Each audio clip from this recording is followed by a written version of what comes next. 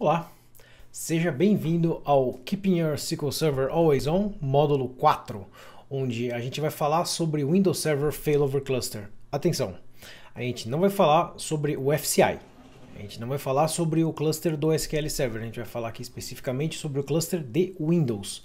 Vamos só no nível do sistema operacional, ok? Vamos lá.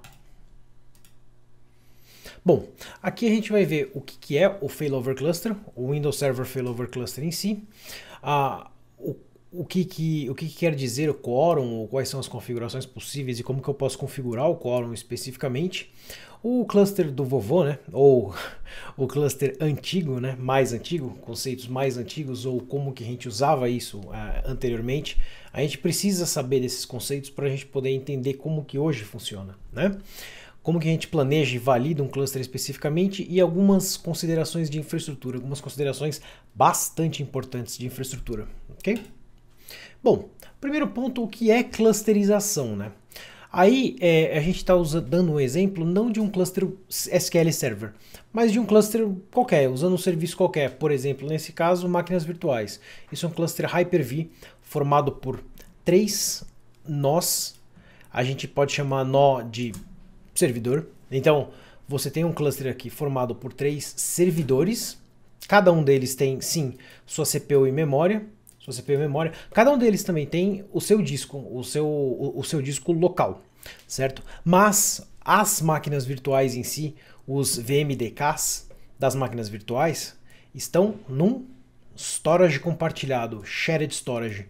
O que eu quero dizer com storage compartilhado não é necessariamente, bom, no caso de VM sim, mas não é que necessariamente as máquinas virtuais ou servidores acessam a mesma porção de disco ao mesmo tempo, tá?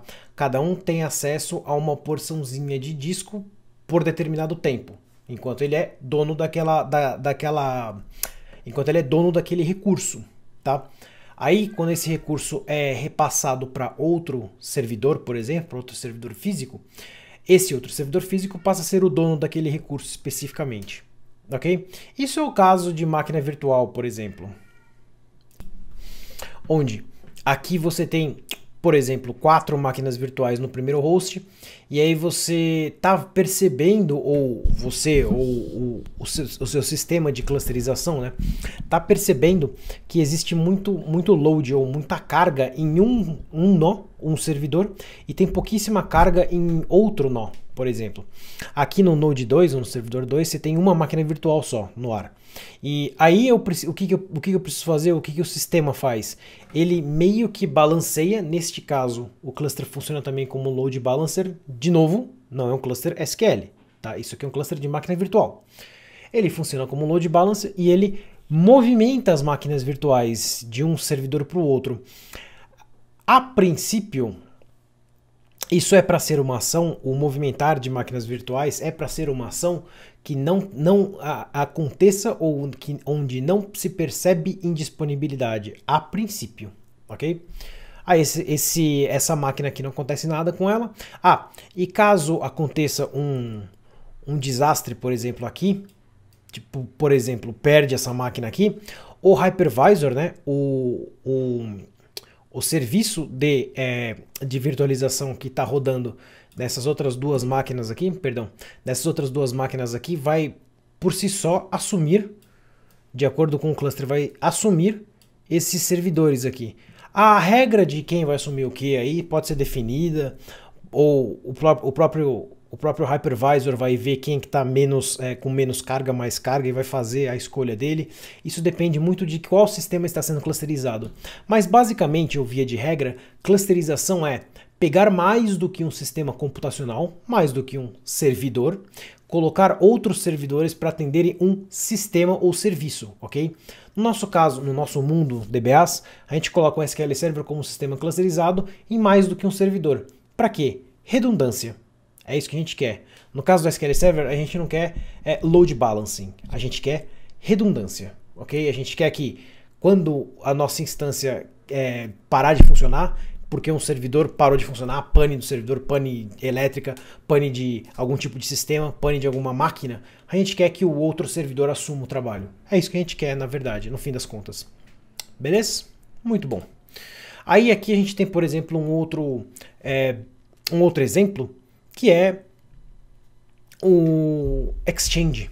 Esse sistema aqui lembra muito o cluster SQL, porque você tem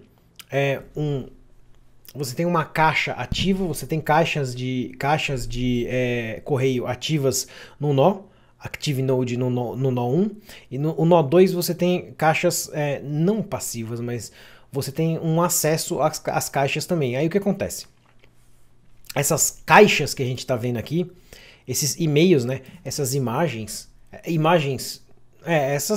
essas mensagens, digamos assim, elas estão aqui nesse shared storage, certo?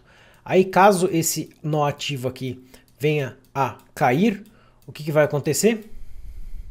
O nó passivo assume e toma a posse, né? A gente fala take ownership em inglês. É toma a posse mesmo. A palavra é tomar posse, tá? Ele toma posse dos recursos que esse servidor aqui deixou de ter posse, certo?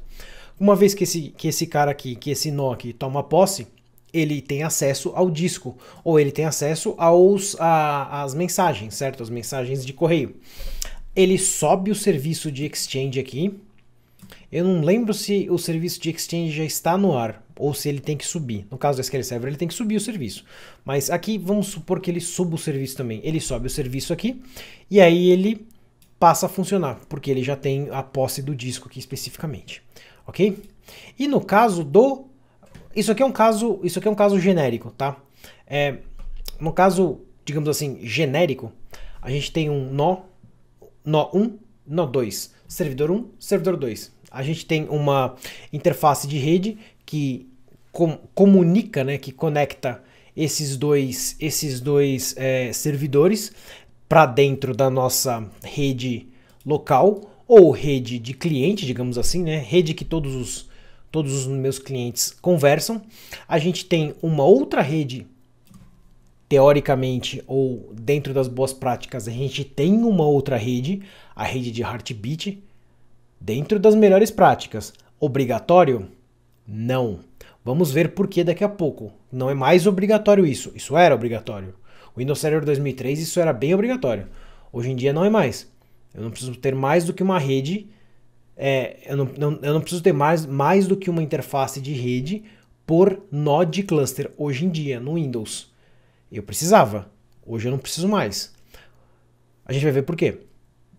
Ainda é uma boa prática ter, mas não necessariamente a gente tem mais, ok? Bom, e aí a gente tem também uma outra, que pode ser rede ou pode ser uma interface de fibra, uma outra interconexão, vamos chamar assim, que liga esses meus dois servidores a um storage que é compartilhado.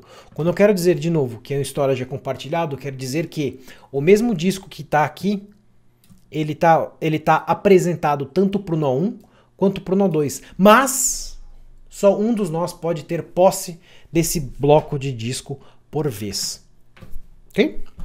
Isso é um cluster genérico, digamos assim. E vocês estão vendo que o que está na linha preta aqui é cabo de rede e o que está na linha laranjinha é cabo de fibra, digamos assim, ou interface de fibra. A placa que conecta ou que faz a interconexão de fibra, especificamente dentro de um servidor, se chama HBA, Host Bus Adapter, tá? Eu já falei sobre isso anteriormente. Posso ter também uma interconexão de rede, ligando o meu servidor ao meu storage, tá? Se o meu storage estiver usando o protocolo iSCSI, IP over SCSI, tá ok? Que é o que a gente vai fazer no nosso laboratório. É exatamente essa configuração que a gente vai fazer no nosso laboratório especificamente. Beleza? Muito bom. O que é clustering, então? Como a gente já disse, né? Cluster ou um failover cluster é um grupo de computadores independentes que vão trabalhar junto para aumentar a disponibilidade e escalabilidade de papéis ou de serviços clusterizados. Ok? Então eu tenho o SQL Server, eu quero criar um tipo de redundância em volta desse SQL Server, porque o sistema que ele atende é muito crítico para mim. Como que eu faço isso? Muito simples. Cria um failover cluster, certo? Coloco mais do que um servidor para se comunicar e mais do que um servidor para atender aquele SQL Server especificamente. Ok? Nesse caso, a gente está falando só de cluster. Então a gente está falando de uma instância que é atendida por 2 servidores. Ok? Não ao mesmo tempo. Não é igual ao Oracle Hack. O Oracle Hack eu tenho uma instância compartilhada nos 2 servidores. Ok? Não é esse caso. O SQL Server é uma no ar e outra que não está no ar. Aí quando essa outra assume, essa uma cai. Ok? Essa uma desliga. Ok? Então, se o meu SQL Server está rodando no servidor 1 e o servidor 1 para de funcionar, ou quebra, ou falha, ou alguma coisa assim, o servidor 2 toma o ownership ou toma posse dos recursos que estavam no servidor 1 para aquela instância e ele passa a assumir todo o serviço do SQL Server. Todos os clientes que estavam conectados no servidor 1 passam a se conectar agora no servidor 2 independentemente. Ou seja, é transparente para a aplicação. A gente já vai entender por que ou como que acontece essa transparência de conexão. Ok? Muito bom. Como que isso funciona? Então a gente tem aqui 2 nós, né? A gente tem um cluster com 2 nós nessa minha arquitetura, digamos assim. E a gente tem uma instância SQL Inst que está rodando atualmente no servidor 1. Por que ela não está rodando no 2? Porque ela já está rodando no 1, ok? Não tem como ela rodar ao mesmo tempo nos 2 lugares. Tenho aqui um storage, onde eu tenho LANs, ou discos lógicos, apresentados para os 2 servidores, ok? Bom, e aí o que acontece? Buf! Algo aconteceu naquele servidor 1 que ele parou de funcionar. Alguém desligou, alguém puxou da tomada, alguém que estava limpando lá a sala de servidor foi lá e passou com a vassoura no cabo de força. Algum disco da máquina em si pifou, não sei. CPU queimou, memória fritou, placa-mãe parou de funcionar, que é muito comum, né? Sei lá, alguma coisa aconteceu. Alguma coisa aconteceu, tá? Quando essa alguma coisa aconteceu, esse servidor aqui percebe. Depois de um tempinho, de uma questão de segundos, né? Aí vai depender de como que está configurado um threshold lá dentro. A gente vai falar também sobre isso. Mas ele vai perceber, esse SQL Node 202 aqui tem um serviço de cluster rodando aqui. E aqui também tinha um serviço de cluster rodando. Esse SQL Node 02 vai perceber que alguma coisa aconteceu com o servidor 01. E aí o que vai acontecer? Ele vai assumir o trabalho. Ou seja, ele toma posse de todas as LUNs, como ele percebeu. Ele julgou que o SQL Node estava fora, o SQL Node 02 simplesmente vai tomar posse de todos os discos ou todas as LUNs que são relevantes para essa instância, vai subir a instância, a SQL Inst, vai fazer crash recovery das bases de dados, porque é uma instância, é um serviço de SQL Server subindo, né? Vai fazer crash recovery de toda essa instância aqui, subiu, verificou, liberou para o usuário, ok? Aí o usuário começa a conectar. Isso quase que sempre acontece em fração de segundos, tá? Fração de segundos, minuto. Um ou outro minuto. Se forem bases muito, muito grandes, com muitos VLFs, lembra dos VLFs? Muitos VLFs, a fase de crash recovery, o SQL Server tem que ler muito pedaço de log. Lembra da fragmentação de VLF? Se você não lembra, volta lá para aquela sessão no módulo 2. Volta lá que é interessante você dar uma olhada. Se você não sabe do que eu estou falando, ok? Aí o que acontece? Se o SQL Server tem muitos VLFs, estamos falando de mais do que 1000, tá? Menos do que isso, irrelevante. Mais do que 1000. Aí o que acontece? O SQL Server ele pode demorar mais tempo para ler todo aquele log para poder fazer o recovery daquela base. Lembra do recovery sem ser o Advanced? O Advanced Database Recovery? Lembra disso? Bom, ótimo. Tudo lá no módulo 2. Beleza? Bom.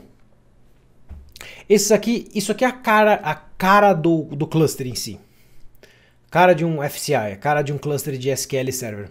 Bom, terminologia de cluster. A gente tem node, nó ou servidor. A gente tem recurso de cluster. Tudo isso que vocês estão vendo aqui à nossa direita, aqui do lado de cá, nesse quadrinho, são recursos de cluster, tá? São recursos que são clusterizados. Role ou papel, que é isso aqui, ó. Isso aqui é uma role, tá? Isso aqui é uma role. Antigamente, em tempos de Windows Server 2003, a gente chamava isso de grupo, tá? De cluster group. Isso aqui passou a se chamar role a partir do Windows Server 2008, mas é a mesma coisa. É um grupamento de recursos clusterizáveis. É isso, basicamente. Quando você instala um SQL Server em cluster, ele instala para você, ele faz para você toda essa configuração aqui, ok? Você já tem que ter isso aqui pré-definido, a gente vai falar sobre isso. Quer dizer, a gente vai falar sobre isso no próximo módulo. E você tem que ter isso aqui também pré-definido, ok? Você tem que já ter discos e você tem que já ter um nome que você vai usar e o IP que você vai usar, o IP virtual que você vai usar, ok? Você vai precisar de um Network Name Resource ou um recurso de nome de rede, de nome de rede. Vai ter algum conceito aqui de dependência de recurso, owner preferido e quorum, tá ok? Bom, o que eu quero dizer com dependência de recurso? O SQL Server que vocês estão vendo aqui é esse serviço aqui, live alguma coisa. Para o SQL Server estar no ar, eu preciso necessariamente que o meu disco esteja no ar. Para o meu SQL Server estar no ar, eu também preciso que o meu nome de rede esteja no ar. Para o meu nome de rede estar no ar, eu preciso que o meu IP esteja no ar. Cada um desses recursos depende de outro necessariamente. Ou seja, eu não consigo subir o meu SQL Server sem o meu disco, tá? Então, se falha para subir meu disco, o meu SQL Server nem vai subir. Porque meus dados, meus bancos de dados, meus arquivos de configuração estão dentro daquele disco. Não tem como subir o SQL Server sem ver o disco, certo? Por isso que eu tenho essa cadeia de dependência de cluster. Vamos ver também sobre isso, tá? Fiquem calmos. Tudo tranquilo. Tudo a seu tempo, tudo a seu tempo. Isso aqui é um desenho bem antigo, de como funcionava. De propósito, peguei um desenho bem antigo, mas de como funcionava ou de como era configurado um cluster da época do vovô, ou um cluster antigo. Isso aí deve ser um SQL Server 7.0, uma coisa assim. Que clusterização é uma coisa antiga, não é um conceito novo. É um conceito antigo, mas que foi muito melhorado e muito retrabalhado, né? Digamos assim. Então a gente tem dois servidores antigos, server 1, server 2. A gente tem discos compartilhados, certo? Esses discos compartilhados estão dentro de um storage, tá? Isso aqui, muito antigamente era comum você ter um storage, um bloco, uma caixa de storage dedicada, um Dedicated Attached Storage, né, um DAS. Era muito comum antigamente você ter uma caixa de storage dedicada para dois servidores apenas. Era bem comum isso, hoje em dia não é mais comum. Hoje em dia você tem um storagezão gigantesco, um ou mais storages gigantescos, e aí você dedica só blocos daquele storage grande para algumas máquinas da sua rede. Antigamente era mais comum. Hoje esse setup aqui hoje em dia já não é mais comum, por questões meio que óbvias, né? Aí você tem também um virtual name, e aqui ele está mostrando o virtual name também, mas na verdade o virtual name é um só. Esse desenho aqui está meio equivocado. Você teria um virtual name só no caso do cara ativo, né? O que eu quero dizer com virtual name? Os clientes, lembra que eu falei que os clientes têm que conectar tem que ter um ponto único de conexão, certo? O que eu quero dizer com ponto único de conexão? Caso esse servidor aqui caia, esse servidor aqui assume o papel de nó principal, certo?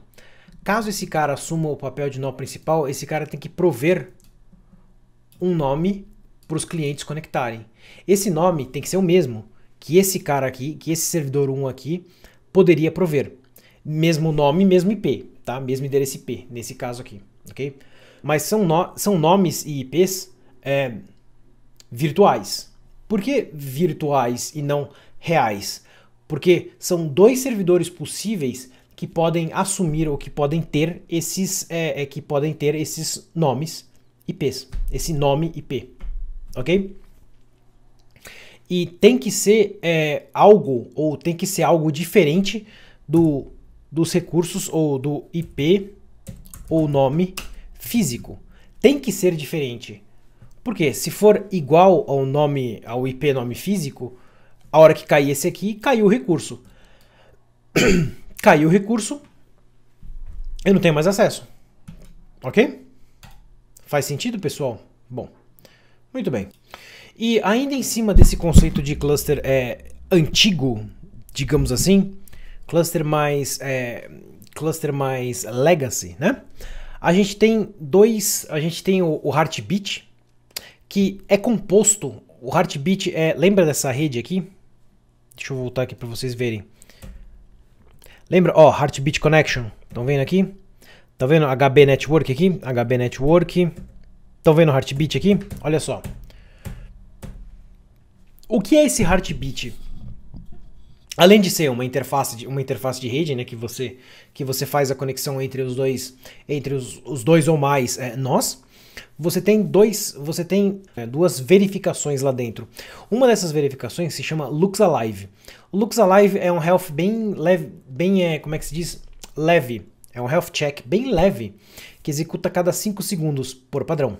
Por padrão ele fica lá, cada 5 segundos, porque a gente configura isso bem melhor hoje em dia, mas ele fica vendo se o serviço está operacional. No caso de um SQL Server clusterizado, ele fica vendo se o SQL Server está lá no ar, certo? Nesse caso aqui, se o servidor está no ar, ele fica fazendo um ping de 5 segundos. Deu 5 segundos, fez um ping, beleza, recebeu, ok. Passou 5 segundos, fez um ping de novo, recebeu. Isso é interno, tá? Você não vê ele fazendo isso, mas existe, esse check existe. Você consegue ver log disso se você quiser, ok? Bom, isAlive é um check um pouco mais elaborado, digamos assim, que ele é executado a cada 60 segundos ou 1 minuto. Ele faz um select @server name de um servidor para o outro. Claro, né? Para o servidor que está ativo. Então, de 1 em 1 minuto, ele faz lá o check de um select @server name. Checou, tá no ar, beleza. Checou, tá no ar, beleza. Checou, tá no ar, beleza. Checou, não recebi. Aí ele aperta o Lux Alive. Aperta o Lux Alive, 5 segundos ele joga para menos tempo, vai jogando para menos tempo. Joga o isAlive para menos tempo. 60 segundos não apareceu nada. Vamos diminuir mais isso aqui, cada 5 segundos, nada. E então, rapaz, o que vai acontecer aqui? Vamos ter que chavear, porque tá fora. Eu não tô conseguindo receber validação de nenhum desses checks. Vamos chavear então. Aí ele chaveia, o nó ativo passa a ser o outro, ok? O próximo na sequência de preferência. Legal? A gente pode alterar essas configurações aí no Lux Alive Poll Interval e no isAlive Poll Interval. Pode ser tudo alterado, ok? O cluster nasceu com essas verificações, mas a gente tem outras verificações para melhorar, para ajustar hoje em dia. A gente vai falar sobre elas também, ok? Muito bom.